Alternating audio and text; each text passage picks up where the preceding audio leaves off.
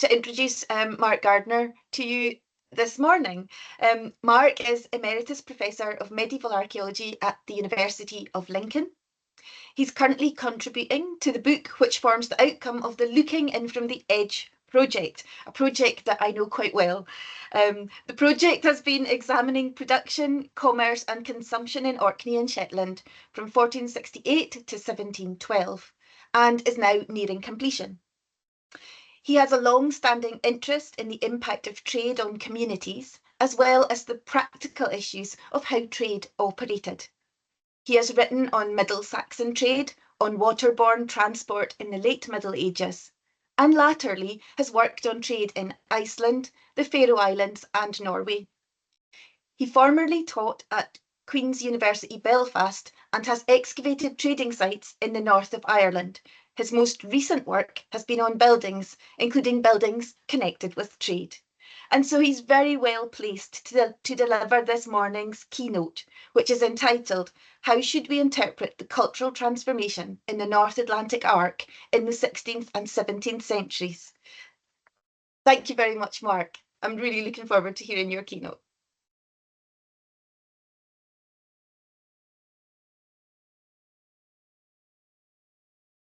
Well, thank you very much, Sarah Jane. As you'll see, rather curiously, my paper actually intersects with some of the things that Professor Brown-Williams was already talking about. But let's pick up with what Sarah Jane was saying and start off with lifting. So like a number of speakers in this conference, particularly this morning, I've been working over the last few years on the joint project Looking In From the Edge. And at a certain level, it's quite simple. It's about the operation and impact of trade on the Northern Isles of Scotland in the late medieval and early modern period. In other words, it's a study in economic history. But whenever I've been inclined to concentrate on the proper matters of economic history, production, exchange and distribution, I've been assailed by worries that I'm missing something fundamental. Now, don't misunderstand me. My colleagues on the project, from whom we'll be hearing later, are doing some very important work, and I admire their approach and their systematic analysis. Without their work, the research that we are jointly undertaking would be built on sand. But my problem is that trade is not only an economic matter, it's also a social matter. Now, let me explain this. At every stage in the process of trade, there are social implications. In order to trade, you need to produce more than you yourself require. You need to grow more crops, you need to produce more dairy products, or catch more fish than you will ever consume.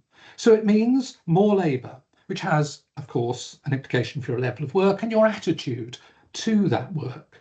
Moreover, those to whom you pay rent and tines or tithes will want to extract part of that surplus product. They will want to benefit from the excess you're producing. Then, of course, you're drawn into a commercial, but also a personal relationship with those to whom you are selling your goods. You have to negotiate the exchange value of those goods. Dry fish or barley have no absolute value. Their value to the seller is what they can obtain in return. To the merchant, their value when buying them is something less than they can obtain when they sell the goods back home. That needs to be negotiated. The negotiations need to be managed carefully to avoid conflict. Trust needs to be established. The study of all these issues is the work of the social historian. Now, Northern Narratives is, as we've already heard, an interdisciplinary conference, not merely a historical one. It seeks to look at subjects from a number of disciplinary perspectives. As an archaeologist, as well as an historian, I'm keen to employ a range of approaches to the problem. In particular, as an archaeologist, I'm concerned with what imported goods do. It's a fundamental principle of archaeology that goods are not merely objects. They are given a significance, a meaning which goes far beyond their material nature. A cooking pot is not just a container used for preparing meals. It does, of course, have that materiality. It has a utility. But beyond that, it also has a meaning as an object of prestige or perhaps lack of prestige. It may have implications for the way food is prepared or consumed, what is sometimes termed as foodways. And we try and capture all of these aspects of objects in that term material culture. So, imported goods had a social significance. Their exoticism or rarity may denote a sophistication by the possessor, or they may denote they also denote rather the investment of labour in producing the goods which were used in exchange for that imported item.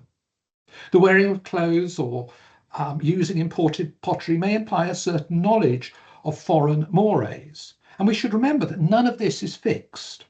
If imported items become widespread, then possession of them will simply become mundane. They will lose their exoticism. So we need to be very alert, not merely to the objects, but the situation in which they existed. So I want to pursue this study of the social aspects of trade, and particularly the cultural effects of trade, through two contrasting contexts: Ulster in Ireland, and particularly the area on which Lifty have been working, the Northern Isles of Scotland, that is, of course, Shetland and Orkney. They are at the two ends of what has been termed by Alison Cathcart the Northern Atlantic Arc. It's a broad band of coastal lands and islands stretching between the northwest of Ireland and the Northern Isles. And I'm not going to deal with the areas in between the in the middle part of the North Atlantic Arc, that's to say the Western Isles and Highlands, Scotland, for the entirely practical reason that these are not areas on which I've worked. What I'm interested in exploring is the response of the Northern Isles to the expansion of commerce and goods obtained through commerce, in contrast to that of Ulster. And I'm going to focus on the later 16th and the first half of the 17th centuries. And I'm going to look at three particular matters: clothing, buildings, and that old favourite of archaeologists, pottery. Well, let's begin with the basics. Before the flight of the Earls in 1607 in Ireland, the Northwest was substantially under the control of Gaelic lords. The flight, or voluntary departure for the continent of Europe, was the outcome of increasing pressure which had been applied on the Gaelic areas by the English, which had culminated in the 9 Years' War from 1593. The 9 Years' War had effectively ended with the defeat of the Irish lords and their Spanish allies at the Battle of Kinsale. And with the departure of the Earls, their lands were declared confiscated, opening the way for their settlement by the English and the Scots. This is a map copied by Lawrence Noel in around 1560, but based on earlier sources, and it reflects the English knowledge of that area of Ireland. So from the Loch Foyle, and Loch Foyle is up here, if we go round westwards and southwards, the map, as you'll see, is notably vague, noting few place names except on the coast, and adding merely in red the territories under the control of the Earls, the Irish lords, the O'Dohertys, the McSweenys, the O'Donnells, the O'Connors, and the O'Rourkes. Yet we'd be unwise to slip into the assumption that this was an isolated area without any concourse with the wider world. If we take the full range of Gaelic and Irish sources, we can construct a much more complete record of the centres of population and the trading sites in Ulster. A survey of 1608, immediately after that area of Northwest Ireland had come under English control, records weekly markets at Rathmullen, Killybegs, Donegal, Ballyshannon and Cavan. Most were on the coast and clearly thriving on coastal trade. There was a demand for herring caught by the Spanish and French vessels, as well as for salmon caught by the Irish but shipped abroad. However, there was also an inland market at Cavan, which by the late 16th century comprised a town of 4 streets and a market cross, and there was also a market at the ancient religious centre of Armagh. Now, we can contrast that situation with the Northern Isles in around 1600, when there was only one town with a market in both those sets of islands, both Orkney and Shetland. The town is at Kirkwall. It's true that commercial activity was growing at Lerwick in Shetland, stimulated by the arrival each year of the Dutch herring fleet, before the start of the fishing season opened on the 24th of June. It's credible that there were at least 500 vessels anchoring in Bressay Sound near Lerwick for a short period each year, and if we allow a crew of between 13 and 20 sailors per vessel, that suggests the appearance, maybe only for a week a year, of between 6,500 and 10,000 sailors. That influx, albeit on an annual basis, would have stimulated commerce in almost any situation. By contrast, Scalloa, with its castle and small number of merchants, may have been only an incipient marketplace. And in the end, it did not flourish, partly, at least, because of competition from Lerwick. Now, we cannot compare more precisely the levels of commercialisation in Ulster and the Northern Isles in the early 17th century because we lack hard data.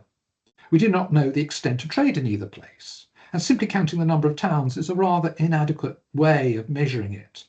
However, the picture in both places is essentially similar. A small number of towns, and almost all on the coast or in estuaries, suggesting the importance of waterborne trade. Beyond the towns, beyond those markets, some commerce may have also taken place at ports or landing places. In Shetland, we know of a number of such sites which were frequented by foreign merchants, but they did not grow into anything more significant. So, having set the background in commerce, I now want to turn and consider the cultural change which was taking place in the North Atlantic arc as a result of those outside influences reaching the region.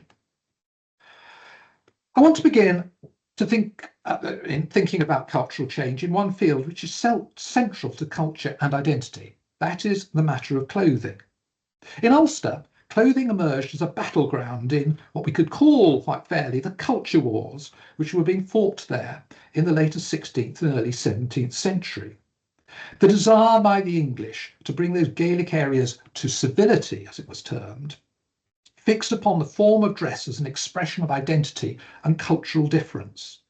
Edmund Spenser, writing in about 1596, took particular exception to the Irish mantle, and you can see both a man and a woman in this illustration wearing mantles.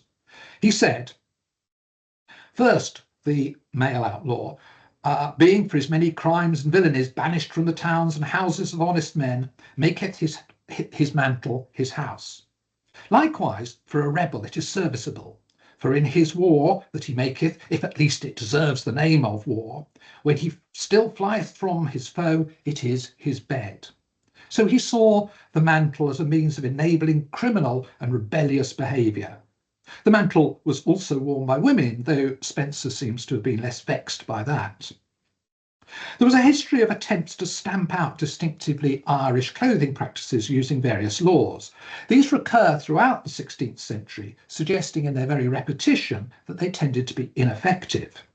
Yet the adoption of English-style clothing was seen as essential to civilise the Irish. John Davis, the Attorney General for Ireland, wrote in 1612 that it was necessary to cut off their glibs and long hair, to convert their mantles into cloaks, to conform themselves to the manner of England in all their behaviour and outward forms. Now you can see my description of this as a culture war, with all the implications of that, is not actually an overstatement. Clothing was not just about clothes, it was also about the outward expression of sympathies.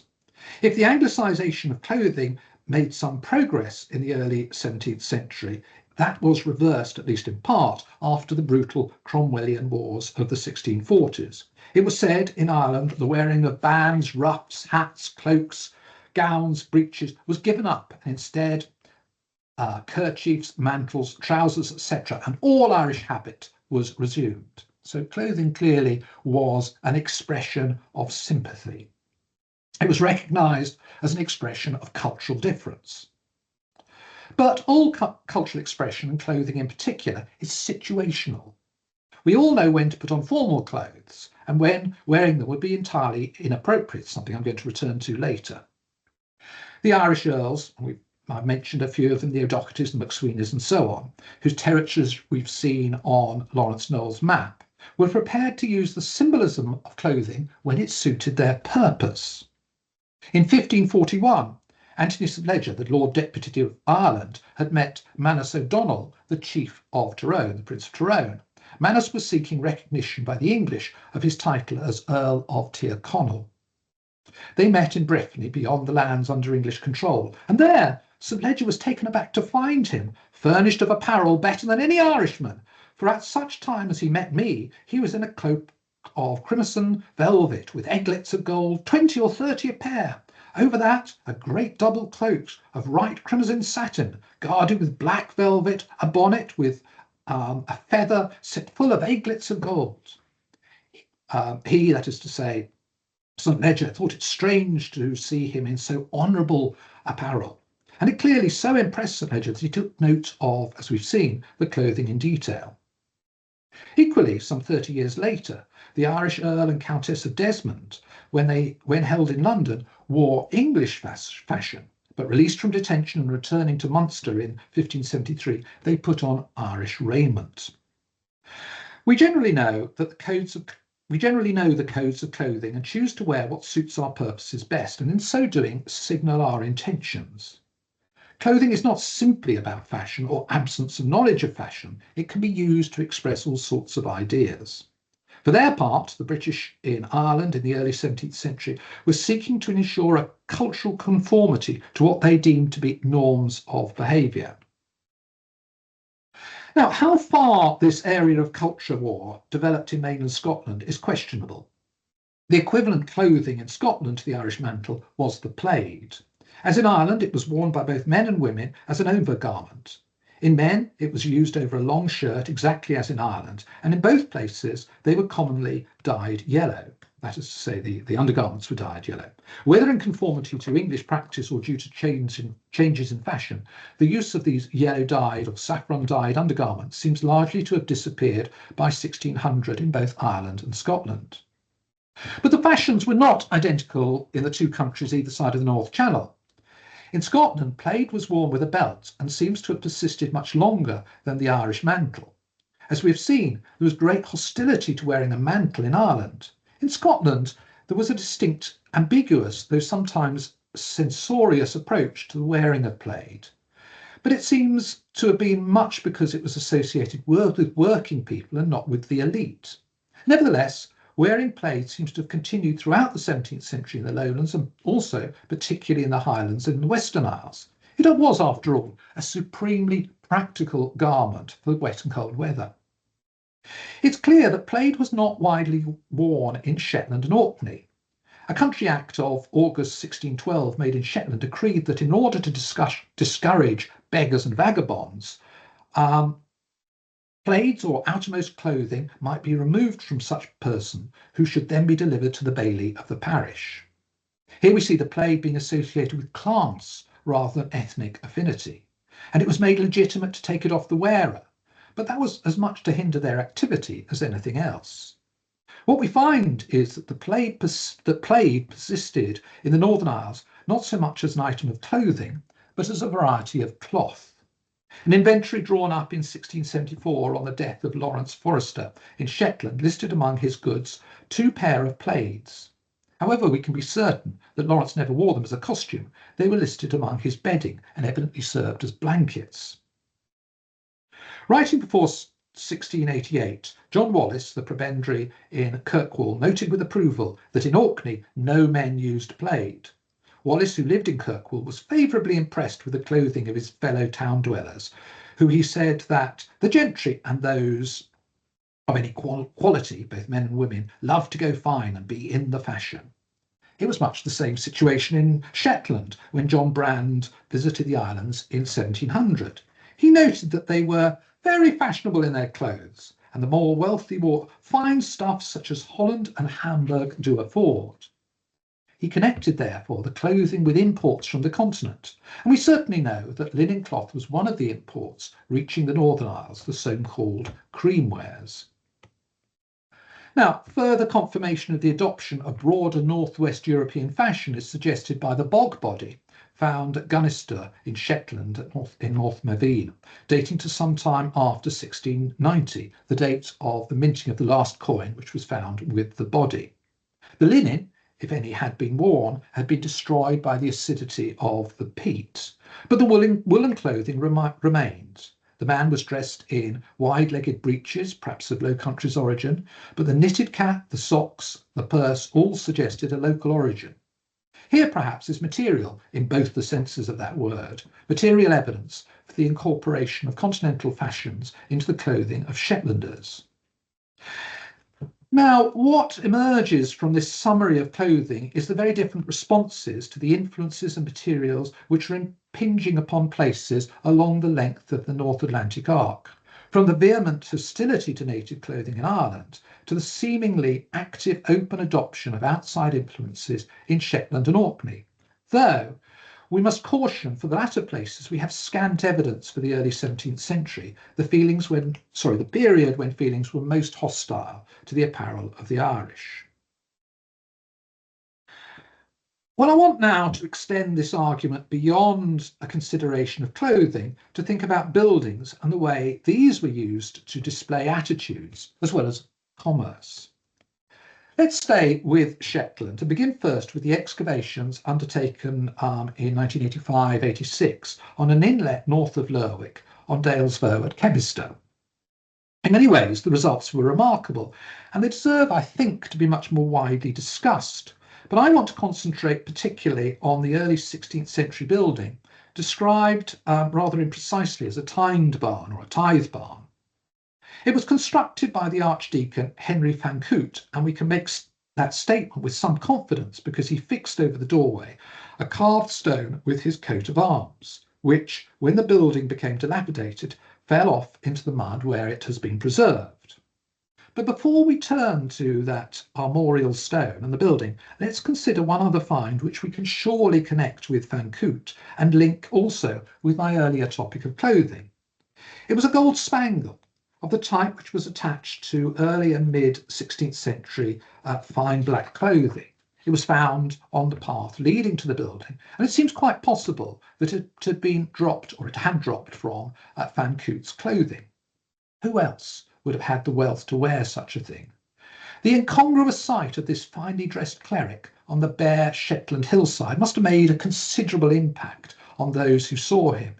And indeed, we must ask, what was he doing wearing such showy clothes when he was on his way to or from the landing place at Dalesvoe, which adjoined the so-called tined barn? Now, Brian Smith has woven a persuasive story about the character of Van Coote from the fragments of evidence. Van Coote, as Brian has told us, was a German and may have been the person of that name who had matriculated in Cologne in 1488. He owed his appointment as Archdeacon to his father, Andrew Pictoris, Bishop of Orkney.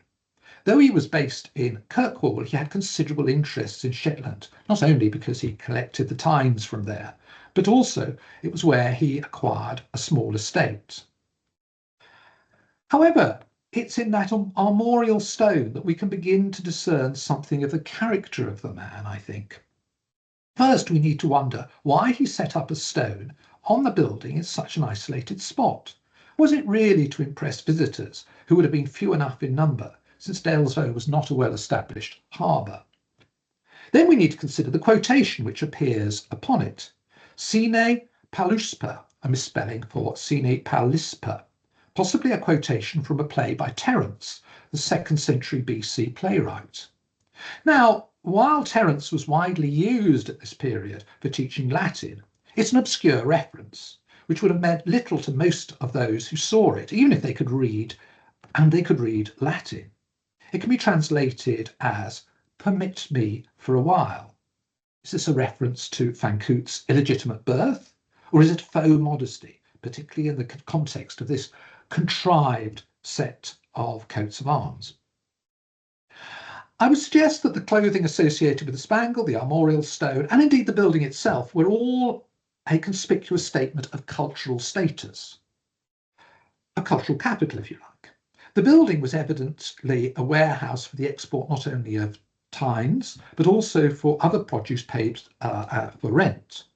And I've interpreted the building, or reinterpreted the building, from the evidence to suggest that it stood 2 stories high. And we know from the finds, from the excavation, that it had glazed windows. On the one hand, it was, of course, an entirely functional building with an upper story to allow goods to be stored in the dry, and with glazed windows to maintain low humidity, something particularly important in its coastal position. On the other, it was a dominating structure at a time when almost all buildings in Shetland would have been only 1 story high, and virtually none would have been glazed. On the evidence of similar but later buildings in Orkney, which I'm going to discuss in a minute, it may well have been harled and lime washed, making a dramatic contrast with the hillside behind. Although we may not think about agricultural or commercial buildings as making a statement, this clearly did. It was a statement about the status of Van Coote himself, as the armorial stone makes clear. And in this context, we can think of perhaps the performance of Van Coote arriving at this building, either by horse or by sea, dressed in his fine clothing. Everything about him signalled his cultural difference, his clothing, his name, and perhaps his accent and his manners. It was a performance both to onlookers and perhaps also to himself, to remind him that he was different, and in his eyes at least, he was superior. Well, let's pursue this line of thought by considering another slightly later building only a few kilometres away to the southwest, where there was another structure with a Latin inscription. Over the door of Scalawer Castle in Shetland, the inscription, which is no longer readable, announced the name of the building, Patrick Stewart, Earl of Orkney and Scotland, and it continued in Latin, and this is a translation, a house whose foundation is rock will remain, that which is built on sand will perish. Now, in interpreting the significance of this, it should be remembered that the castle at Scalawer had been built with forced labour. Earl Patrick Stewart had coerced labourers to work in the stone quarry and to bring the stone to the castle in boats, along with the lime, all without any payment, as they bitterly complained. Moreover, he demanded in 1604 that the various parishes in Shetland supplied the castle with large quantities of peat for fuel. Whether this was a one-off demand or an annual one isn't evident. It's not merely the height of the building, and you can see how high it is, that was intended to impress. The 3 stories of rooms were visible from above the outbuildings which surrounded the castle itself. It was also the scale and the unfamiliar architecture which made an impact. The use of corner turrets drew, of course, on architectural forms from mainland Scotland, but in the context of Shetland, it would have been novel. On a daily basis, the sheer quantity of peat used in the castle, manifest in the smoke issuing from the castle chimneys, was a demonstration of conspicuous consumption taking place there. The fact that there was a jail there and that malefactors were hung or beheaded at the castle consolidated that sense of dominance. The castle, therefore, was both a symbol as well as an instrument for implementing the Earl's increasingly tyrannical rule. But I think we can be rather more specific about the message that the castle was intended to convey. The allusion in the inscription on Scalawer Castle, situated close to the sea, is, of course, biblical. It's to the wise man who built his house on rock and the foolish man who built it on sand in Matthew 7:24 to 27. But of course, it's also an implicit reference and a flattering reference to the wisdom of Patrick Stewart, the Earl, as well as to the permanence of his earldom and the castle as a manifestation of that. There is, of course, an irony here, because within a few years, the Earl had been summoned before the Privy Council to be imprisoned, and he was subsequently executed in 1615, and the earldom ended. But we can go rather deeper and think about the audience for these 2 inscriptions at Kebester and Scalawer. We can divide that audience into 2. The first are the social equals or near equals of Henry Van Coote and Patrick Stewart. They would have had a command of Latin and might get the allusions, perhaps to Terence, although that's pretty obscure. It's more likely they would appreciate the biblical reference at Scalawer. There were also, but these inscriptions were also conspicuous statements of civility at the points of entry into Shetland, Kebester and Scalawer. Brand, writing a century after the construction of the castle at Scalawer, commented about the Shetlanders with extreme condescension, that they were not rustic and clownish as would be expected in such a place of the world. So the inscriptions were an assertion of sophistication in a place which might be deemed to be merely rustic and clownish. Now, the other audience for the inscriptions is quite as important. Those who could not read but could see the coats of arms, both at Kebester, which has survived, and in the 2 niches at Scalawer, where the armorial stones have been lost, as you can see on the slide. They were to be impressed by the presence of inscriptions. And it's worth stressing that it was unnecessary to use Latin. The inscription at Marness Castle in Unst in Shetland, dated to 1598, is in English and altogether less assertive in its text. By contrast, the inscribed stones at Kebster and Scallower were intentionally obscurantist and exclusionary, and perhaps even contemptuous for the non-Latin reading audience. They were a claim to a cultural world which most people in Shetland would have had little knowledge of. Let's pursue this idea and think about warehouses, because the building at Kebster was the forerunner of a number of similar warehouses which appeared in Orkney in the 1640s and which provide a specific link back to trade. These had not been studied together as a group before the Lifty project, and yet these are some of the most remarkable 17th century buildings in Orkney, and we looked at three of them. The Gurnall at Kirkwall, now the home of the Yacht Club, and you can see it there on the right, the Gurnall or granary at Burray, and that at St Mary Ham. The notable thing is that they were all apparently built within 6 years of each other. The Burray Gurnall has a date stone of 1645. The date of 1649 at St Mary Ham was provided by the records in the Graham's Hall papers. The least secure date is that for the Kirkwall Gurnall, which is on a date stone, possibly reset, on the Gurnall Keeper's house, which you see on the left. But there was clearly a boom in Orkney at this time in the market for exported commodities, and that prompted this level of investment in major buildings. Now, of the three, the building that we understand best of all is the Old Store at Burray. It seems to have been built by William Stewart, Laird of Burray, whose initials appear on the window in the gable end. And there you can see the gable end with his initials on them. The Gurnall overlooks the protected bay between Burray and South Ronaldsay, which would have provided a suitable anchorage for vessels. It's an entirely functional building with opposing doors to allow the interior to be removed, to remove moisture, and glass windows to keep the interior dry. The upper floor was lined with bins, presumably to hold grain until it was shipped. It had a hearth on the ground floor, but that seems inadequate to have heated the whole building. It seems rather to have served the keeper, who would have had to receive grain and other goods and arrange their discharge. And a rather interesting detail was the bench by the door on the upper floor for the keeper to sit as goods were counted in, as grain was counted in or counted out, and behind the bench were tally marks scratched, as you can see here, on the plaster. Now, the Gurnall, the building at St Mary Ham, was similar in plan. It too had a hearth, but because we could not get into the interior, we were unable to record the details of this important building. But these two Gurnalls or grain barns served their respective estates. That in Kirkwall served the earldom and was notably larger. It also had next to it a drying kiln, since the grain received was not necessarily in a suitable condition for storage and shipping and had to be prepared for that. Now, I've described the Old Store at Burray as an entirely functional building, and so were the other two, but functionality does not preclude the fact that they may also be making other statements. First of all, we must remember that these buildings were covered in harling. Harling indeed still survives in part at St Mary Ham and at Burray. The only features, therefore, that stood out on the exterior were the openings. When I first encountered the Gurnall at Ham, I noticed that a number of holes for iron bars. So these were not doors, these were to allow the interior to be aired. They were in fact entirely barred.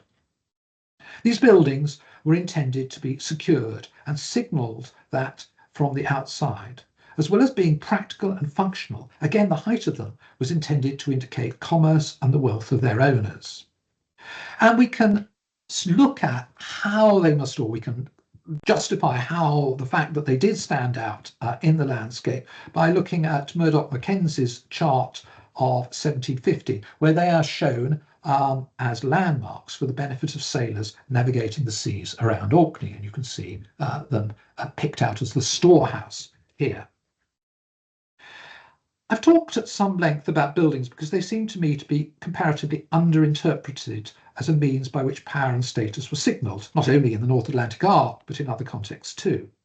We've seen how in the Northern Isles they could convey multiple messages about status, about dominance, and about commerce.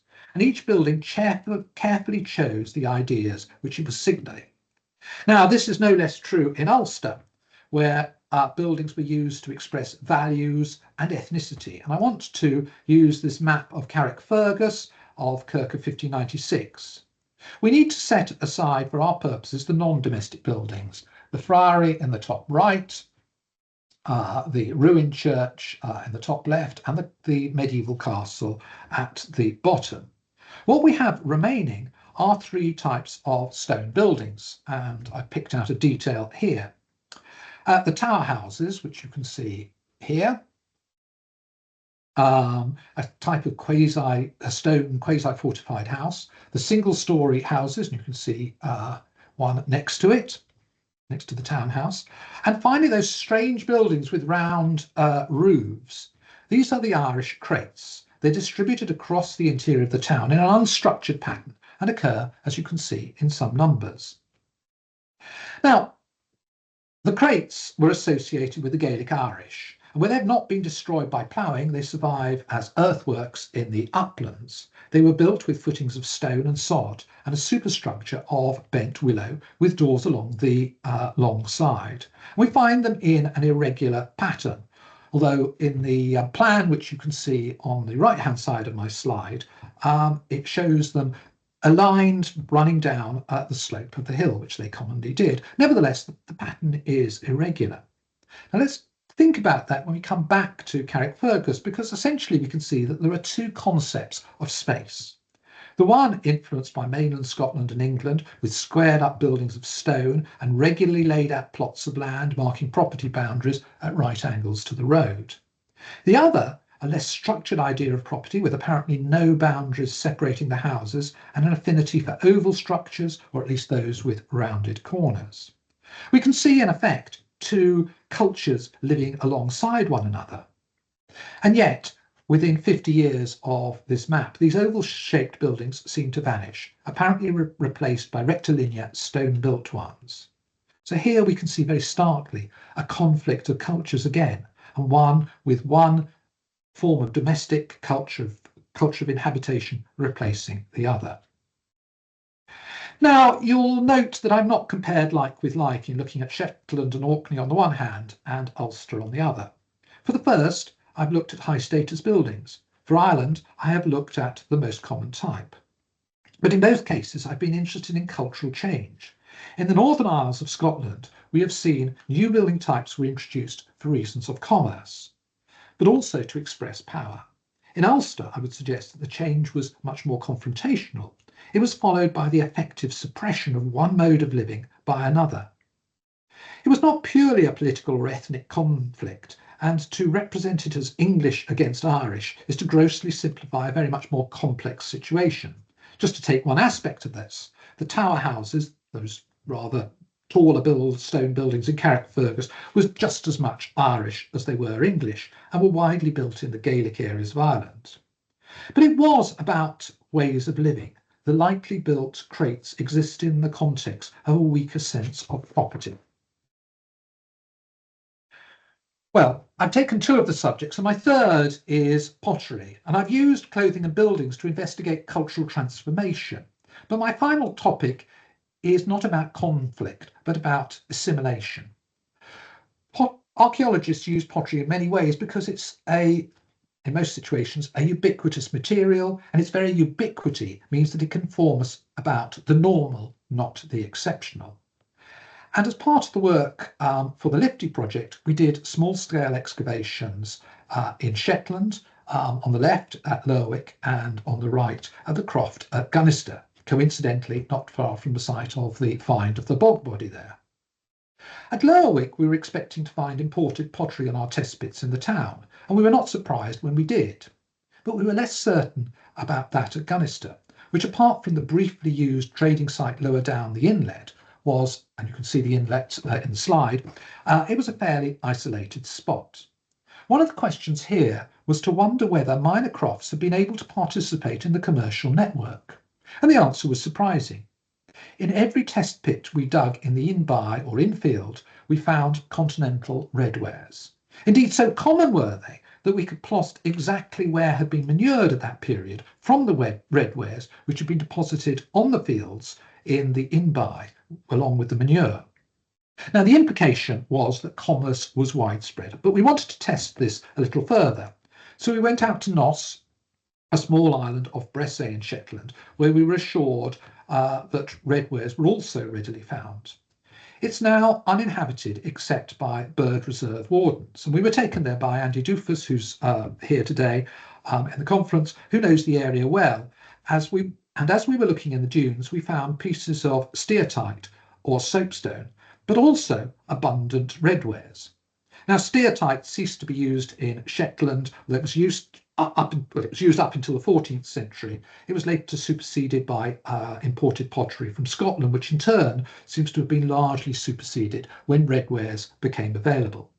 But the key point is that continental redwares seem to occur even in the most remote parts of Shetland, and the implication must be that in the late 16th and 17th centuries, all parts of that island group were engaged in commerce. It had penetrated to all corners of Shetland, however remote.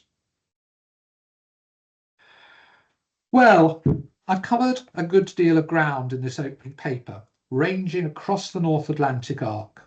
I wanted to offer a broad vision of the range of culture change which was taking place in the north of Britain and in Ireland in the early modern period. It affected all aspects of life, although I've picked out just 3 subjects to characterise it here.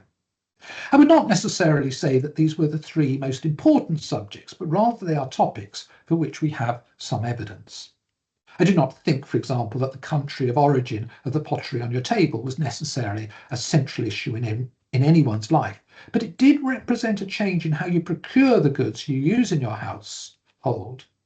It required that you produced a tradable surplus. So redware did have wider ramifications than just the colour of the vessels in which you cooked and served your dinner.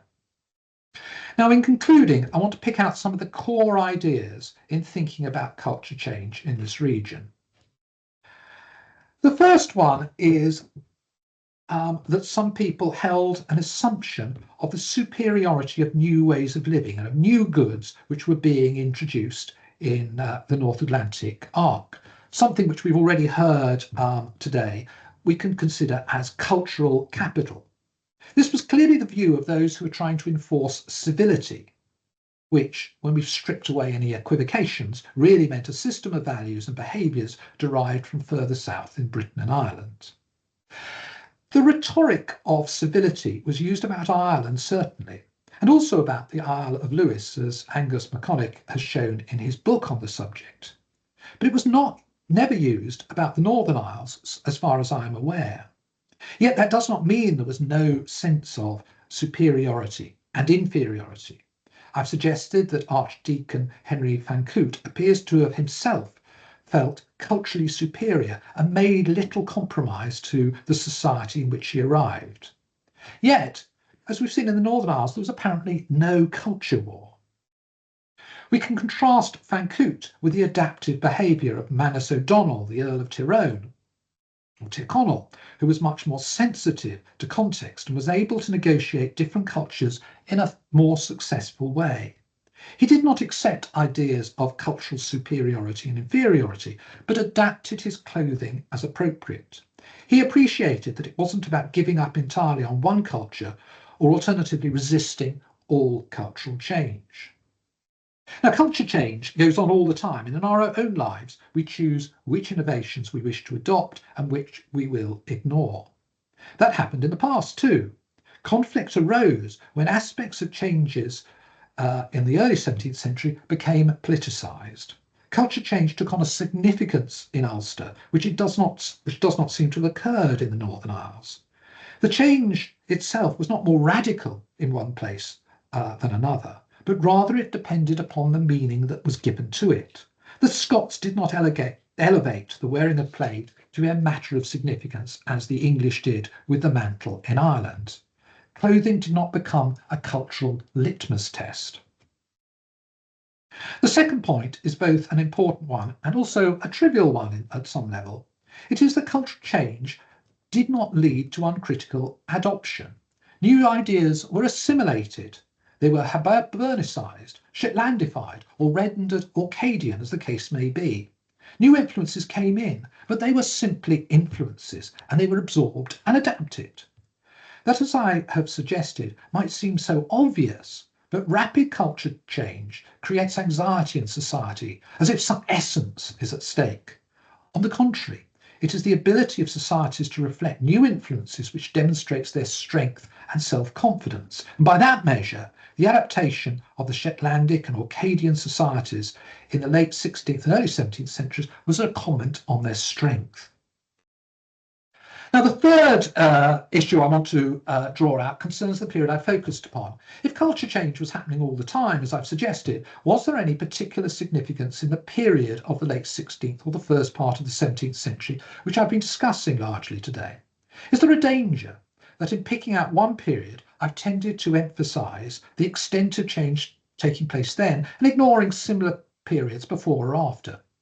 Well, I don't think that was the case. Two changes were happening simultaneously. On the one hand, the governments of England and Scotland were becoming increasingly interested in what was happening in the peripheral territories they claimed as their own. They were seeking to exert greater control on these regions. On the other, there was a growing level of trade, which was marked later in the 17th century by the emergence of commercial centres at Lerwick, at Stromness in Orkney, and a range of plantation towns in Ulster. The impact of an increasingly commercialised environment in this time did not bring quite radical changes in the approach to so many aspects of life. But instead of seeing it as all about trade, I would rather reframe it and suggest that with trade came new opportunities and new imperatives, and of course, new cultural influences. Greater levels of contact brought new ideas as well as new goods. The growing levels of commerce did precipitate a period of quite rapid cultural change for areas in the North Atlantic Arch, which had previously seen less trading activity. And finally, we need to reflect upon whether the concept of the North Atlantic Arc is a meaningful concept, or are we in danger of comparing places in Ulster and the Northern Isles, which had very different histories? The experience of culture change was, I've suggested, very different in these two regions. What they had in common was very strong indigenous cultures which were quite rapidly exposed to influences from outside. Their particular responses are informative precisely because it makes us think why they were so different. Thank you very much.